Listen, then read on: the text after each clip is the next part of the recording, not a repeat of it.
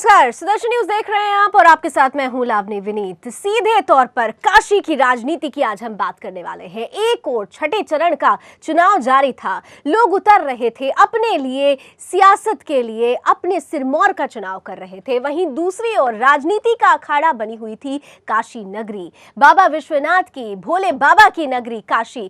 तमाम तरीके से ऐसा लग रहा था मानो तमाम पार्टियां पूर्वांचल की 39 सीटों के लोगों को रिझाने की कोशिश कर रही हैं, जो कहीं ना कहीं से आने वाले 11 मार्च को उत्तर प्रदेश की दिशा और दशा तय करने वाले हैं। एक और प्रधानमंत्री नरेंद्र मोदी का मेगा रोड शो जारी था, तो वहीं दूसरी ओर अखिलेश और राहुल गांधी भी रोड शो करते हुए नजर आए और इन सब के बीच मायावती भी रैली करती हुई नजर आई। तीनों ही पार्टियों ने अपने तरीके से शक्ति प्रदर्शन कर दिया है। 11 मार्च को इस शक्ति प्रदर्शन का सिरमौर कौन होगा ये तय हो जाएगा, लेकिन उससे पहले इतना जरूर था कि आज काशी नगरी में सीधे तौर पर एक जो नई राजनीति का रंग देखने को मिला है, उसने इतना तो बता दिया है कि आने वाले वक्त में उत्तर प्रदेश की अगर दिशा और दशा कोई तय करेगा तो वो होंगी पूर्वांचल की सीटें। आज इसी मसले को थोड़ा ज्यादा विस्तार से समझने की कोशिश करते हैं, शुरुआत इस रिपोर्ट के साथ।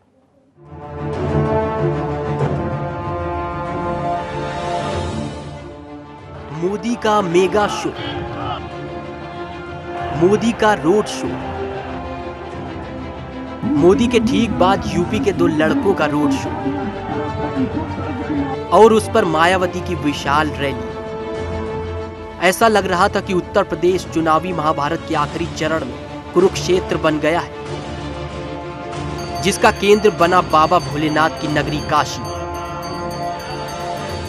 जी हां, यूपी चुनाव में अपनी जीत को पक्की करने के लिए सभी धुरंधर बनारस में ही डटे रहे। हमेशा की तरह अपने हरफन मौला अंदाज में मोदी जब बनारस पहुंचे तो एक अलग ही अंदाज देखने को मिला। हजारों समर्थकों के साथ मोदी जब काशी की सड़कों पर निकले तो उनकी एक झलक पाने के लिए सड़क के दोनों भारी संख्या में लोग मौजूद। सड़क के दोनों ओर भारी संख्या में लोग उमड़ पड़े। बाबा भोलेनाथ की नगरी काशी भगवा रंग में रंगी दिखाई दी। बीएचयू से शुरू हुआ यह रोड शो रविदास गेट से लंका, अस्सी, भदैनी, सोनपुरा, बुनकर बाहुल मदनपुरा, बांस फाटक होते हुए बाबा विश्वनाथ मंदिर पहुंचा और फिर आखिर में काल भैरव मंदिर पर आखिरी पड़ाव रहा, जहां मोदी ने पूजा अर्चना की।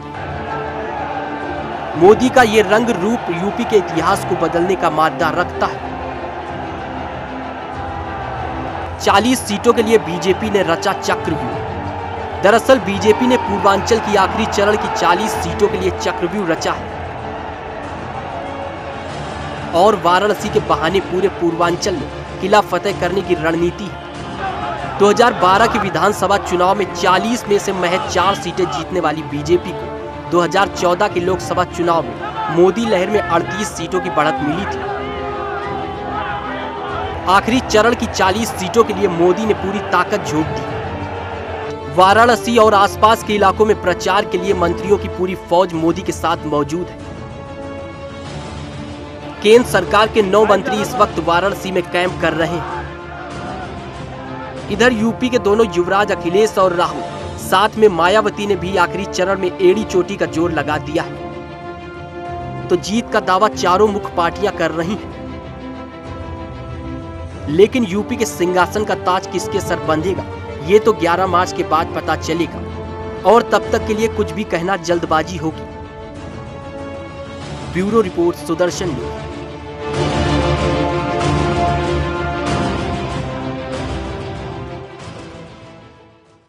तो उत्तर प्रदेश का सियासी दंगल अपने अंतिम चरण की ओर बढ़ रहा है धीरे धीरे, लेकिन इन सब के बीच एक बड़ी तस्वीर जो कैनवास पर उभर रही है कि आज जो मेगा रोड शोज हुए हैं वो यूपी का इतिहास बदलने का मादा रखते हैं।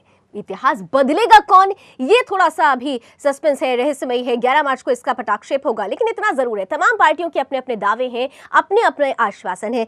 हमारे साथ इस वक्त बीजेपी से खास मेहमान जुड़ रहे हैं, प्रेम शुक्ला जी हमारे साथ जुड़ रहे हैं। प्रेम शुक्ला जी, बहुत बहुत स्वागत है आपका सुदर्शन न्यूज में। और सीधा सवाल करूंगी सर, बहुत जबरदस्त मेगा शो देखने को मिला है, तो ये परिवर्तन की सुनामी क्या वाकई आप लोगों के लिए है, या विरोधी भी इससे खुश हो रहे हैं काफी हद तक? निश्चित तौर पर ये जो सुनामी है वो बदलाव के लिए है, परिवर्तन के लिए है। पिछले 15 वर्षों में 5 वर्ष सपा का शासन, फिर बसपा का शासन, फिर सपा का शासन, और इस शासन ने जिस तरह का कुशासन किया और जिसके परिणाम स्वरूप उत्तर प्रदेश की जनता खुद को ठगा हुआ महसूस कर रही है, वह जनता परिवर्तन जो है आदरणीय नरेंद्र मोदी जी के नेतृत्व में करने के लिए प्रतिबद्ध है। आज मोदी जी ने कोई रोड शो करना योजना नहीं थी, वो सिर्फ जनता का दर्शन करने के लिए निकले थे, और उस जनता के दर्शन को आपने स्वयं कहा कि मेगा शो में वो किस तरह से परिवर्तित हुआ, किस तरह से जनता स्वयं स्फूर्त ढंग से वो मोदी जी को देखने के लिए उमड़ी और मोदी जी का अभिवादन करने के लिए मोदी जी का अभिवादन। ठीक है सर, यानी लेकिन सर सवाल बड़ा यही है कि वो सिर्फ मोदी जी का दर्शन करने के लिए उमड़ी है या फिर ये भीड़ वोट में तब्दील होगी, ये एक बड़ा सवाल है। आप मेरे साथ बने रहे। मेरे साथ इस वक्त कांग्रेस से वरिष्ठ नेता जेपी अग्रवाल जी भी जुड़ चुके हैं। बहुत बहुत स्वागत है जेपी जी आपका भी सुदर्शन न्यूज में। और मेरा आपसे भी सीधा सवाल यही होगा, आज जो एक तस्वीर हमने काशी में देखी, एक बड़ा रोड शो देखा गया, एक और बीजेपी की रैली, दूसरी ओर सपा कांग्रेस की गठबंधन की रैली, तीसरी ओर हम रोड शो था, और तीसरी रैली हम देख रहे थे मायावती जी की। तो ये जो 3 तस्वीरें नजर आई हैं, बीजेपी कह रही है कि ये परिवर्तन की सुनामी नजर आ रही है हमारे लिए। आप लोग कहां पर हैं सर? सर देखिए, जब प्रधानमंत्री को सड़क पे उतरना पड़े और वो भी अपनी कॉन्स्टिट्यूंसी में, तो उसका मतलब पढ़ लेना चाहिए कि हालत किस तरफ जा रहे हैं इनके पास कोई लोकल लीडर। लेकिन रोड शो तो सर आप लोग भी कर रहे हैं, और पहली बार नहीं है। राहुल और अखिलेश की रोड शो तो पहले भी हम देखते आए हैं। रोड शो करने का तो अधिकार सभी को है ना। मुझे 1 मिनट दे दें, बस 1 सेकंड, मैं ज्यादा समय नहीं दूंगा। तो प्रधानमंत्री जी का विश्वास किसी भी लोकल लीडर पे नहीं था कि जो वोट हासिल कर सके, तो उनका कोई सीएम का उम्मीदवार नहीं हुआ। अब प्रधानमंत्री जी की मजबूरी ये है कि सारा दारोमदार उनके कंधे पर आ गया। प्रधानमंत्री कहीं निकलते हैं, लोग देखते हैं, लेकिन इसका मतलब ये नहीं है वोट दे देंगे। रैली जो गठबंधन की रैली उसमें देखिए आप वरिष्ठ नेता हैं, माफी चाह रही हूँ मैं आपको रोक रही हूँ, लेकिन इतना जरूर है कि प्रधानमंत्री का तो एक चेहरा है कि वो अगर उतर रहे हैं और लोग उनको समर्थन दे रहे हैं, लेकिन यहाँ पर कांग्रेस के उपाध्यक्ष को तो सहारा लेना पड़ गया है अखिलेश यादव का। अगर राहुल गांधी अकेले उतरते तो क्या यही जन समर्थन दिखाई देता? एक बड़ा सवाल ये भी है। मैं आप दोनों मेहमानों से, प्रेम शुक्ला जी और जेपी अग्रवाल जी, आप दोनों से अनुरोध करती हूँ, छोटा सा ब्रेक लेने का वक्त हो रहा है, आप मेरे साथ बने रहें। ब्रेक के बाद इस चर्चा को जारी रखते हैं।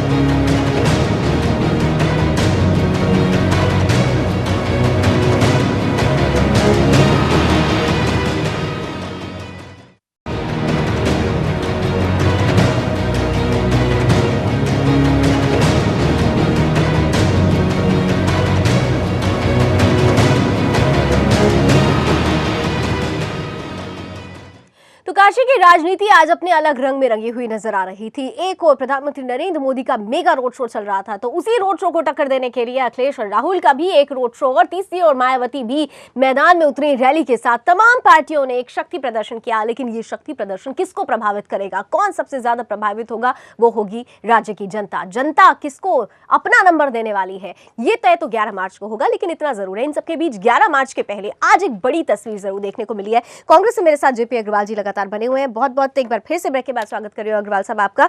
और एक सवाल बड़ा अब उठ रहा है, आज खास तौर से जब हम रोड शो देख रहे थे, हम प्रधानमंत्री नरेंद्र मोदी का भी हमने रोड शो देखा, आप लोगों का भी गठबंधन रोड शो देखा। मायावती आज एक स्टेटमेंट देते हुए नजर आती हैं, दोनों के लिए एक चैलेंज। उन्होंने कहा कि हार के डर से विरोधी सड़कें नाप रहे हैं। तो ये सीधा जो चैलेंज है, क्योंकि ये कहा जा रहा था कि जो एक टक्कर है, बड़ी टक्कर एसपी और बीएसपी के बीच है, एसपी कांग्रेस के गठबंधन और बीएसपी के बीच है, तो ये एक जो चैलेंज है, हार की वजह से विरोधी सड़क नाप रहे हैं। क्या आप किस तरीके से लेंगे, क्या मायने निकाल रहे हैं आप लोग इस बयान के? देखिए, जो राजनीतिक पार्टियां हैं, राजनीतिक व्यक्ति है, वो सड़क से ही तो राजनीति करते हैं। अब माफ करिएगा, मायावती जी का तो वो तो कहीं निकलती नहीं, वो तो एक बड़ी लंबी चौड़ी कुर्सी पे जैसे कोई राजा महाराजा बैठते थे, उस पे बैठ के अपने भाषण देती हैं सिर्फ। तो मुझे नहीं लगा कभी उन्होंने इस तरह सड़कों पे निकली हो। माफ करना, जब तक आप लोगों के दिल को नहीं समझोगे, गरीब आदमी को नहीं समझोगे, सड़क पे साधारण आदमी की तरह रहना नहीं सीखोगे, पसीना बहाना नहीं सीखोगे, तो आप हिंदुस्तान में राजनीति नहीं कर सकते। चलिए, अब आप मेरे साथ बने रहे जेपी साहब। हमारे भी साथ इस बीच एक तस्वीर, बहुत रोचक तस्वीर आ रही है, काशी विश्वनाथ से तस्वीरें आ रही है, जहां पर मुख्यमंत्री अखिलेश यादव अपनी पत्नी डिंपल यादव के साथ पूजा अर्चन कर रहे हैं। और ये सीधी तस्वीरें आप देख सकते हैं। अब सुबह हमने देखा था इसी काशी विश्वनाथ में बाबा भोलेनाथ का पूजा अर्चन किया। प्रधानमंत्री नरेंद्र मोदी ने अपनी जीत को लेकर, अपनी जीत के लिए आशीर्वाद मांगा।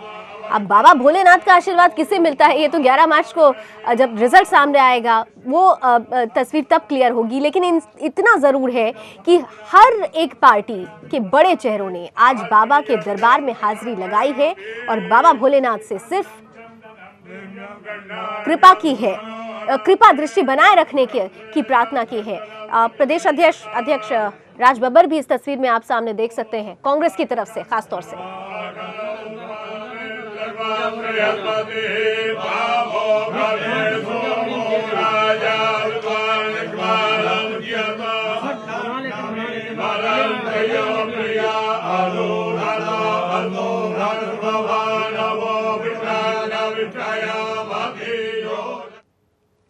तो बाबा की कृपा किसे मिलती है 11 मार्च को हम देख लेंगे, लेकिन इतना ज़रूर है कि कृपा पाने के लिए तमाम जो पार्टियां थी उसके दिग्गज चेहरे आज काशी विश्वनाथ दर्शन करने के लिए पहुंचे ज़रूर। एक छोटा सा ब्रेक के बाद भी जारी है हमारा ये विशेष पेशकश।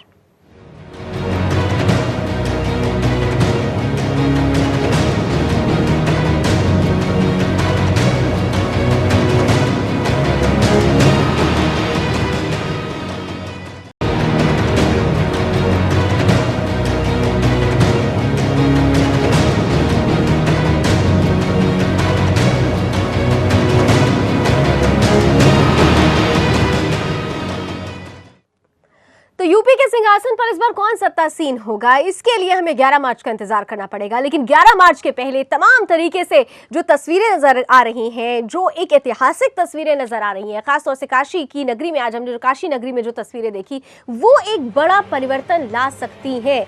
कैसे ला सकती हैं, इस पर हम चर्चा जारी रखें। उस बीच हम आपको यह भी बता दें कि छठे चरण का मतदान भी आज होना था, संपन्न हो चुका है और जो तस्वीर निकलकर सामने आई है 57.03% इस बार मतदान रहा है, जो पिछली बार की तुलना में 2% ज्यादा है। कुछ खास जानकारियां हम टीवी स्क्रीन पर आपके बीच रख रहे हैं छठे चरण से जुड़ी हुई, और इस बीच हमारे साथ कांग्रेस से जेपी अग्रवाल साहब भी बने हुए हैं।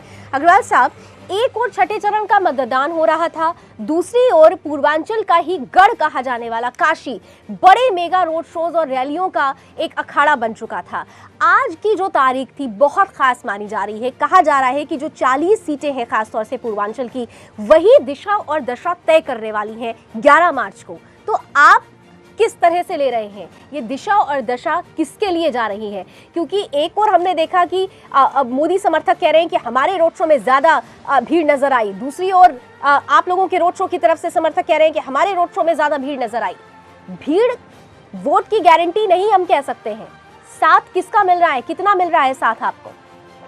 देखिए, सबसे बड़ी बात यह है कि प्रधानमंत्री जी की कॉन्स्टिट्यूंसी में जो जिस तरह का वातावरण पैदा हुआ और वहाँ पे जो लोग आए भारतीय जनता पार्टी के लिए, आप अगर कईयों के इंटरव्यू मैंने टेलीविजन पे देखे तो ज्यादातर लोगों ने कहा कि हम, कोई कह रहा मैं दिल्ली से आया हूँ, कोई कह रहा मैं कहीं से आया हूँ।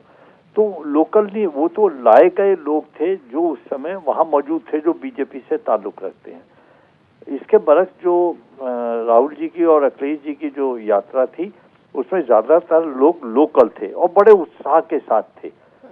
छठे चरण का से कोई दिशा नहीं तय होने वाली, दिशा तो तय हो चुकी थी चुनाव शुरू होते ही, और वो दिशा बिल्कुल साफ थी। जिस तरह का जोश लोगों में आया था इस गठबंधन के बनने से, प्रधानमंत्री जी उसी से घबराए।